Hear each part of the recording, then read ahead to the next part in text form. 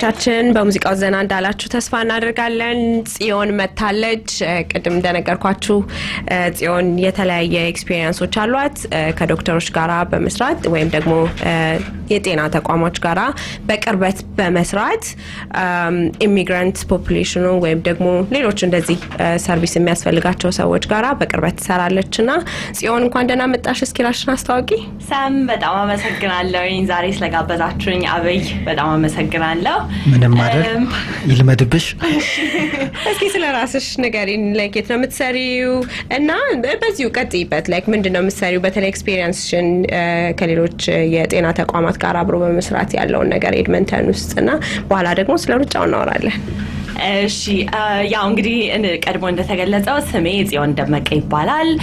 በኤችአይቪ ኤድመንተን የሚባል ኦርጋናይዜሽን ውስጥ ነው የምሰራው። ኤችአይቪ ኤድመንተን የሚሰራው እንግዲህ ስለ ኤችአይቪ በህብረተሰብ በተለያዩ ህብረተሰብ አካላት ለማስተዋወቅ ለማስተማር እንዲሁም በኤችአይቪ ተጠቅተው የሚኖሩ ወገኖችን እንዴት አድርገን እርዳታ ወይንም ሰፖርት የሚለው ቃል በደንብ ይገልጸዋል ሰፖርት ማድረግ እንችላለን።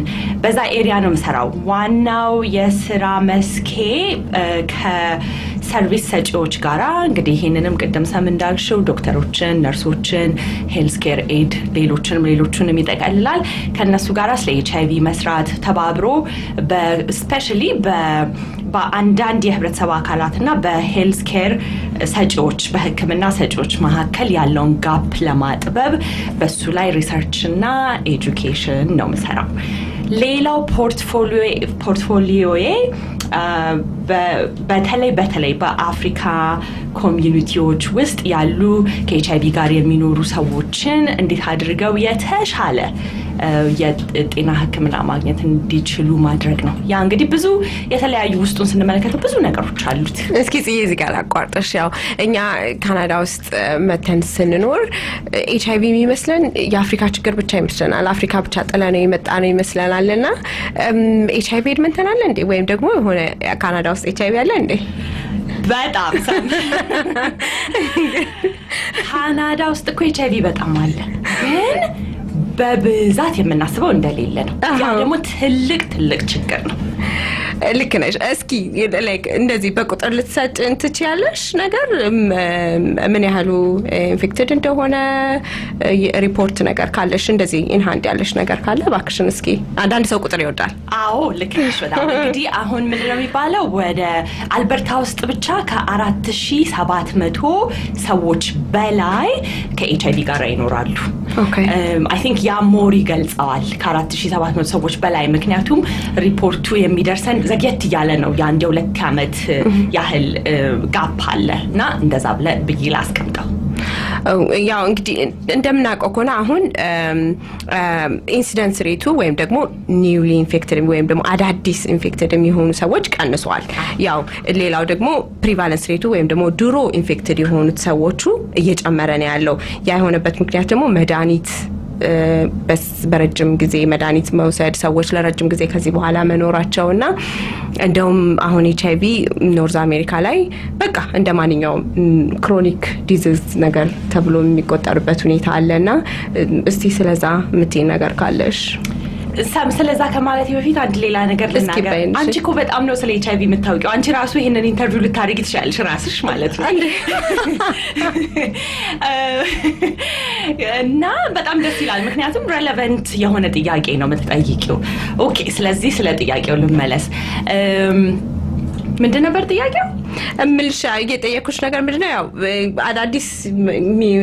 አዳዲስ ኬዞች ያው እየቀነሱ ነው ያሉት። ምንም እንኳን ቢኖርም ግን እውነታውንም ከመናገር አንፃር ማለት ነው ያን ያህል አይደለም አይነት ነገር ልልሽ ፈልጌ ነው።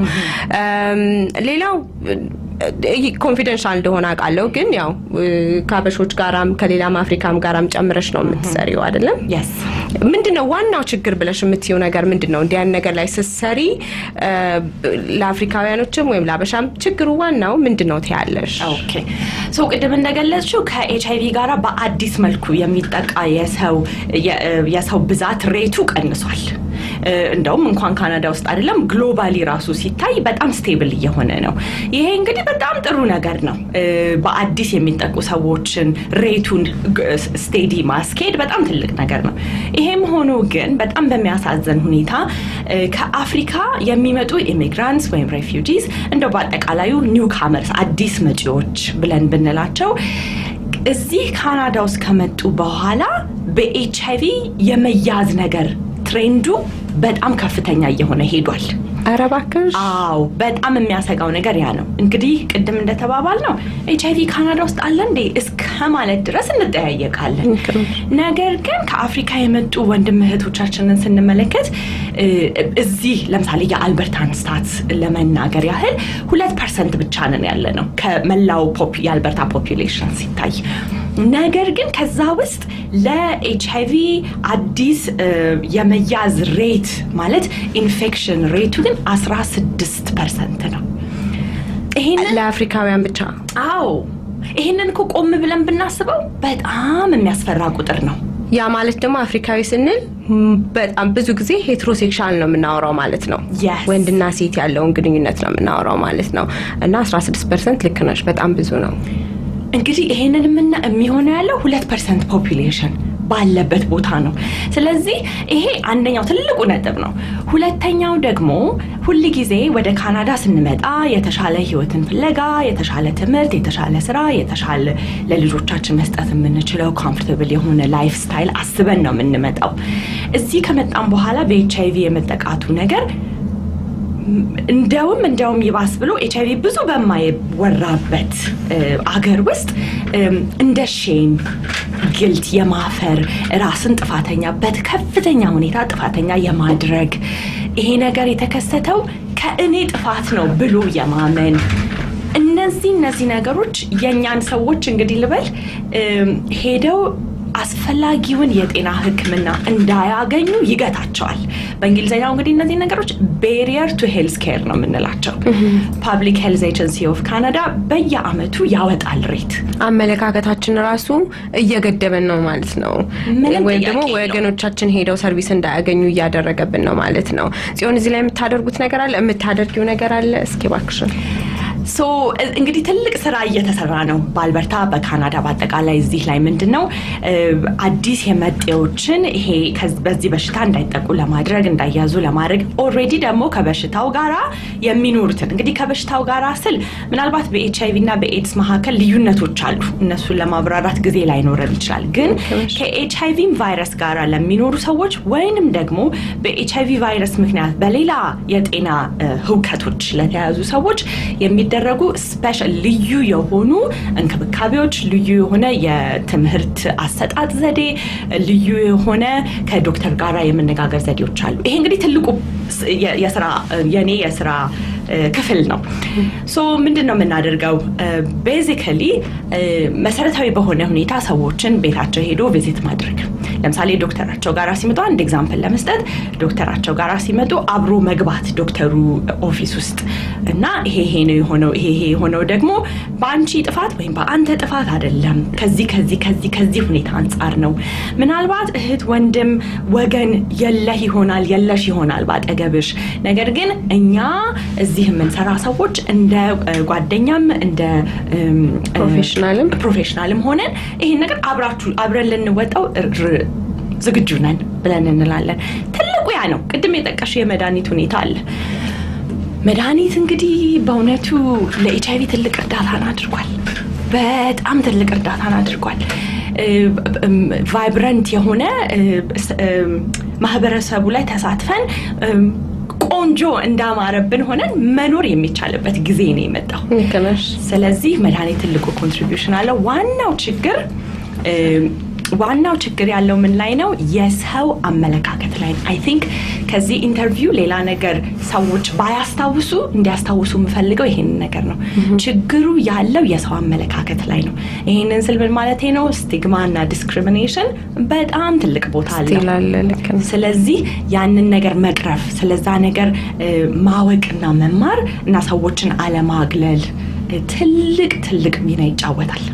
አድማጮቻችን እንግዳችን ጽዮን እንደሰማችኋት እንግዲህ ይሄን ስራ የምትሰራው ጽዮን እኔ በግል ያውቃታለሁኝ ይሄን ስራ ስትሰራው ከፕሮፌሽኑ አንፃር ብቻም ሳይሆን እንዲሁ ፐርሰናል ሞቲቬሽን ያላት ልጅ በጣም በፓሽን የምትሰራው ስራ ነው በነገራችን ላይ እሷን የሚያክል ሰው እዚህ ኤሪያ ላይ አበሻው ማግኘቱ በጣም ብሌሲንግ ነው ማለት ነው ለማለት እችላለሁ በጣም እድለኞች ነን እና እንደዚህ አይነት ነገር የግድ ኤችአይቪ ፖዚቲቭ መሆን የለበትም አንድ ሰው ሄዶ ኢንፎርሜሽን ለማግኘት ወይም ደግሞ የተለያዩ አክሰሶችን ሰርቪሶችን አክሰስ ለማድረግና ጽዮንን ማነጋገር ይቻላል ስለ ሩጫው መጠይቃት ነገር አለ እንዲሁም ደግሞ ኮንታክት ኢንፎርሜሽኗን ትሰጠናለች ከመሄዷ በፊት ከዛ በፊት ግን አንድ ሙዚቃ እንጋብዛችሁ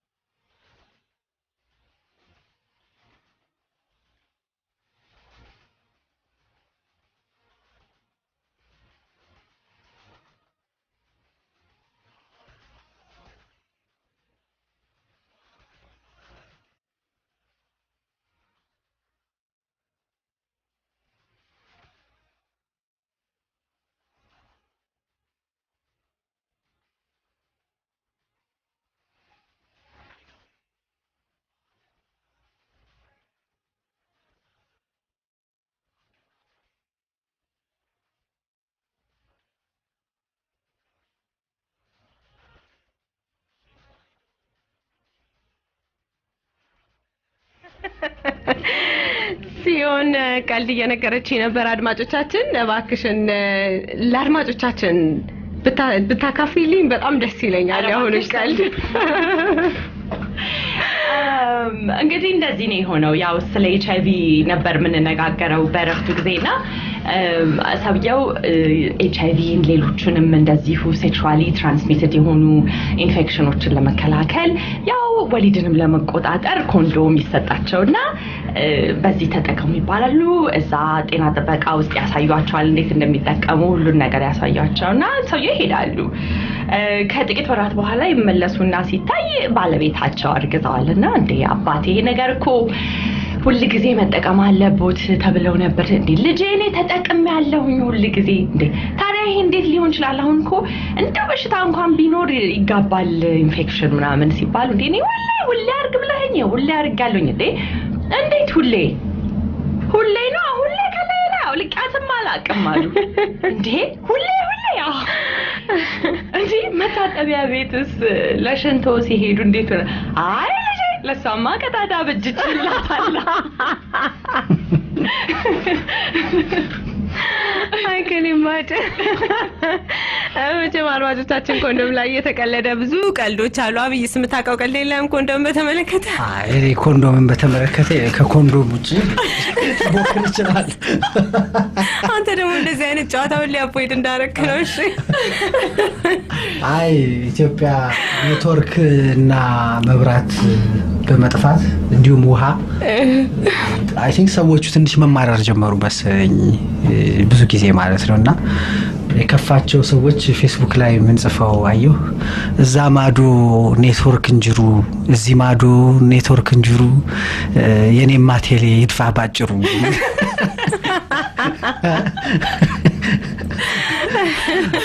ምናልባት አንድ ልጨምርቻ የበውቀቱ ስዩምን ማለት ነው። ኦኬ የበውቀቱ ስዩም ስለ ውሃ ከውሃ መጥፋት ጋር በተያያዘ ግን ስቲል ሁሉ ጊዜ ቢል ይመጣል የሚከፈለው የውሃ እንትን በጣም ብዙ ነውና ሰዎች ክፍት ብሏቸው ማለት ነው። የበውቀቱ ስዩም ነው ግጥሙ እንዳልኩት ይድረስ ለጥም ሚኒስተር ላልጠጣ ነው ለሚያስከፍሉ ጥም በቧንቧ ለሚያከፋፍሉ እንዴት ዋሉ አለሁ በከፍተኛ ጥም ባገሬ ተስፋ በቆርጥም በጅቡቲ የተጽናናሁ አቧራዬን እየጠጣሁ ጠጠሮችን እየሸናሁ ዘለኩት ይህን አመት የተሸመነ እድፍ ለብሼ እንደማለዳ ድመት ፊቴን በምራቄ አብሼ ሺህ ጀሪካን ከፊቴ ሺህ ጀሪካን ከኋላዬ አግተልትዬ አሰልፌ ምድረ በዳውን በመስኖ ቤቴ ድረስ ጠልፌ ይሄ በዚሁ አጋጣሚ ኦክቶበር 4 ኮሚኒቲያችን የሚያቀርበውን የግጥም እና የስነ ጽሁፍ ምሽትን በተመለከተ ይሄን የመሳሰሉ ከዚህም ላቅ ያሉ የሚያዝናኑ አስተማሪ የሆኑ ስነ ጽሁፋዊ ትምህርቶችን መዝናናቶችን ማግኘት ብትፈልጉ ኦክቶበር 4ን አትለፉት ይላችኋል አዘጋጃችን ዳንኤል አበራ። እናመሰግናለን አብይ። ቀጥታ ወደ ኢንተርቪው እንግባ አይደለም ጽ አንድ ነገር ልናገር ያቺን ቀልድ ያገኘኋት ክሬዲቱን ለመስጠት ፈልጋለሁ። ከኤፍሬም ነው ያገኘኋት። ኤፍሬም እንግዲህ ሰምተሃል። ትናንትና ሩጫ ነበረ እኛም ሮጠናል። አብይ አንተ አልሮጥክም? ያሮጥኩም እኔ ጂም ሁሌ ስለምሮጥ ሩጫ አያስፈልገኝም። አይ ሌላ ፕሮግራም ስለነበር በጣም ጥሩ ኤክሰርሳይዝ ነበር። 5 ኪሎ ሜትር ነው የሮጥ ነው። ብዙ ሰዎች ነበሩ። ጽዮን ይሄ ሩጫ ምንም በማስመልከት ነው? የመጀመሪያችሁ ነው ወይ? ብዙ ሰው እንደጠበቃችሁ ታገኛችሁ ወይ? እስኪ ባክሽን። እሺ ያው ትላንትና አብረን እንደተሳተፍን እንዳየነው በቃ ትልልቆችንም ህፃናቶችንም ያካተተ የስኮሻ ባንክ የኤችአይቪ አመታዊ ዋክ ነበረ።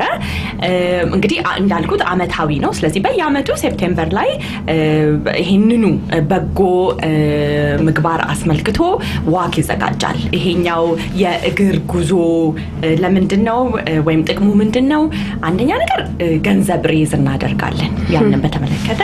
ሁለተኛ ነገር ደግሞ አዌርነስ ወይም ደግሞ በኮሚኒቲዎቻችን መካከል ማወቅን ስለ HIV መረዳትን እንድንፈጥር ያንን ዋክ እናደርጋለን ማለት ነውና ትላንትና እንዳየነው በጣም ብዙ ሰው ነው የነበረው። እንዴት ነው ጥቁሮች ብዙ ሰው ነበረ? አፍሪካዊ ሀበሻ ልክ ነው። ሀበሻ እኛ ነበረን። ኤፍሬም ነበሩ፣ ተዘራ ነበረ፣ መሳፍንት ነበረ፣ ወደር ነበረች፣ ሰላም ነበረች። ሁሉንም ጠርቻለሁ። ብለን ነበረች፣ የኔ ቤተሰቦች ነበሩ። ልክ ነሽ። እና አብርሃም ማታ ላይ መጡ። ጓደኞቹ 5 ጎረምሶች ይዘው ነው የመጣው። እንደውም ማታ ላይ ለቢራው ነው የመጡት። ብርሽን ከነ ሄዋን አግቻለሁ ከነ ስትሮለሩ በጣም ደስ ይል ነበር። የ8 ወር የወንድሜ ልጅ ናት እና ለመጀመሪያ ጊዜ ዋክ ወጣች። it was so sweet በጣም እና ጥሩ ነበር። ተሳትፎን ወደሽዋል? ያ እንግዲህ ያው ከአፍሪካን ጋራ በብዛት ስለምሰራ አንዱ ሪስፖንሲቢሊቲ ያነበረ ሰዎችን ወደ ዋኩ ወደ እግር እርምጃው ማስመጣት በተለያዩ እና ያንንም በአፍሪካ ሴንተር በኢትዮጵያ ኢትዮ ካናዲያን ኮሚዩኒቲ አሶሲዬሽን ኢን ኤድመንተን ሜምበሮች በካንፋር ዩኒቨርሲቲ ኦፍ አልበርታ ውስጥ ባሉ ሜምበሮች እንዲሁም በአፍሪካን ስቱደንትስ አሶሲዬሽን ውስጥ ያሉ አፍሪካውያን እህት ወንድሞቻችንን አሳትፎ ነበረ። ከሌላው ጊዜ በጣም የላቀ ብዙ ሰው ነው የነበረው። ፐርሰናሊ በጣም ሳቲስፋይድ ሆኛለሁ። ቢዚ ነበርሽ ትናንትና ስትሯሯጭ ካሜራማን ነበርሽ፣ አባቴ ላርገ ነበርሽ። ወይ ደስ ይላል በጣም። ራሴ በጣም ነው ደስ ያለኝ። ራማ ምንጆ አርጋዋለች። ምህረትም ነበረች በዚህ አጋጣሚ። እንደው ምህረት እንግዲህ ሁለቱንም ሪፕሬዘንት አርጋ መሰለኝ አፍሪካ ሴንተርንም ኢትዮጵያን አሶሲዬሽንንም ጨምር ማለት ነው። በጊዜ ጨረሳችሁ? ስንት ሰዓት ላይ አለቀ? 9 PM ላይ አለቀ። ከዛ በኋላ ደግሞ መገነጣጠሉ ማንሳቱ ምናምን ነበረ። ግን በጣም ላኪሊ ቮለንቲሮች ነበሩን። ይሄ እንግዲህ በየአመቱ የሚደረግ ነው። የዛሬ አመትም ወደዚች ሬዲዮ ያመለጣችሁ ማውራት አይቀርም። የኢትዮጵያ ኮሚኒቲ አሶሲዬሽን ፌስቡክ ፔጅ ላይ ሄዳችሁ ፎቶግራፎቹን ተመልከቱ። ቆንጆ ፎቶግራፍ የራማ ፒክቸር መቼም ፖስተር ነው የሚወጣው። ቴንክ ዩ ሲ እናመሰግናለን። አድማጮቻችን እንግዲህ በአሁኑ ሚስ ካደረጋችሁት ለሚቀጥለው አመት ዱብ እያላችሁ ተዘጋጁ እንላለን። አብይ ማስታወቂያ እንናገር። የዛሬ ኢትዮጵያን አሶሲዬሽን የሚያደርገውን ፈንድሬዚንግ በአሁኑ ሰዓት እየተደረገ ነው ያለው። የመግቢያ ዋጋ 200 ብር ነው። 200 ብር ግን ከፍላችሁ ስፔሻል የብረት ምጣድ ጥብስ ነው ያለው አብይ። የበግ የብረት ምጣድ ጥብስ አለ፣ ክትፎ አለ፣ ዋይን አለ፣ ቢራ አለ፣ እንዲሁም ደግሞ ሃርድ ሊከርስ ዊስኪ አለ፣ ቮድካ አለ፣ ሶፍት ድሪንክስ አሉ። አድራሻው ግን የት ነው አብይ? 127 ስትሪት እና ካንትሪ ሎጅ ነው። እሺ 175 and 127 ስትሪት። እስቲ ድገምላቸው። ካንትሪ ሎጅ on 175 15 and 127 ስትሪት። ቦታውን አይቼዋለሁ። በጣም ነው የሚያምረው። ዲጄ አለ፣ ሙዚቀኞች አሉ፣ ማሲንቆ ባህላዊ ሙዚቃ አለ። አብይ ማሲንቆ በጣም ስለሚወድ ነው ማሲንቆ ላይ እንደዚህ በጣም ይፈሳይስ የሚያደርገው። አረኔ ሞዳለው ሰብ እንሄዳለን። ከዚህ በኋላ እኛም እንሄዳለንና አድማጮቻችን እባካችሁ ሄዳችሁ ተዝናኑ እንላለን። በዛም ደግሞ ወገኖቻችሁን እርዱ እንላለን። ተዝናኑ ጌት ዳውን ነው ምናምን ይላችኋል ኮሚኒቲው። እስቲ ለመሰናበቻ ሙዚቃ ምን አለ ለመሰናበቻ አብይ? ጽዮን በነገራችን ላይ ጽዮን ኮንታክት አድሬሷን ብትሰጥ ደስ ይለኛል። ሙዚቃ ከመጀመራችን በፊት ጽዮንን ማናገር የምትፈልጉ ካላችሁ ኮንታክት አድሬሷን ልትሰጠን ትችላለች። እንግዲህ ጽዮን ደመቀ ስልክ ቁጥር 780-488-5742 ኤክስቴንሽን 201 780-488-5742 ኤክስቴንሽን 201። እናመሰግናለን ጽዮን። ደህና ሰምቱ።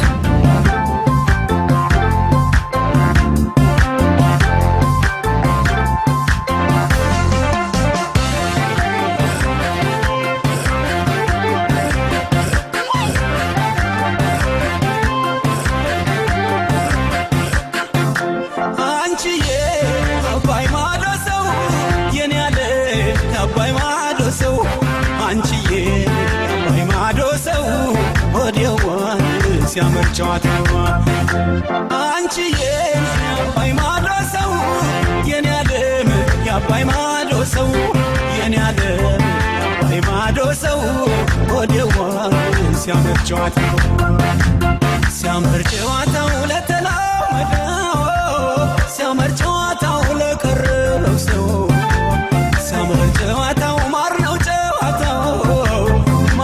ጨዋታው አባይ ማዶ ሰው